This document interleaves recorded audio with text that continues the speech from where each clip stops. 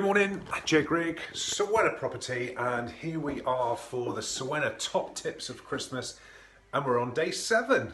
Now day 7 is how to manage a refurb, and this is just our experience and bits we've picked up along the way. We've currently got 3 refurbs on at the moment of various different sizes, and the aim of this is to create consistent results, to be efficient, and also to make it simplistic. And I'm going to attempt to give you all these top tips within about the next 3 minutes.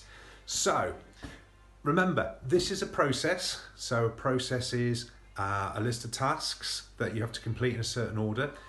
It's also systems that we use. So yes, you can make this on a complicated IT system, but the aim is to create the process first of all. And I use the word iteration because you're constantly trying to refine that process. So first of all, the key to how to manage a refurb is communication. And yes, people say, yes, Jeremy, you like talking, but actually written communication is really, really important. There are 3 key documents that we've used. One is a refurb spec, and the aim for a refurb spec is to get an accurate quote, to avoid extras. Extras are the key because lots of people say, well, always projects run over. Well, yes, they do, and 9 times out of 10, I believe that's poor planning on the investor's part rather than the builder's part. So trying to avoid extras by getting your refurb spec right in the first place. And you can use your refurb spec to track your project. And then there's a completion checklist at the end, which I'll mention a little bit more in a moment. But refurb spec and for larger jobs, a schedule of works, which quite often can be done by a quantity surveyor, are really, really important for those reasons. So on a refurb spec, or the refurb specs that we put together, I always start with an overall description of the project. Now for us, we focus on HMOs. So those HMOs with our refurb spec, they will be fairly consistent, which is why I go back to iteration, which is really important. I'll also include a plan, and I use bits of software like MagiPlan.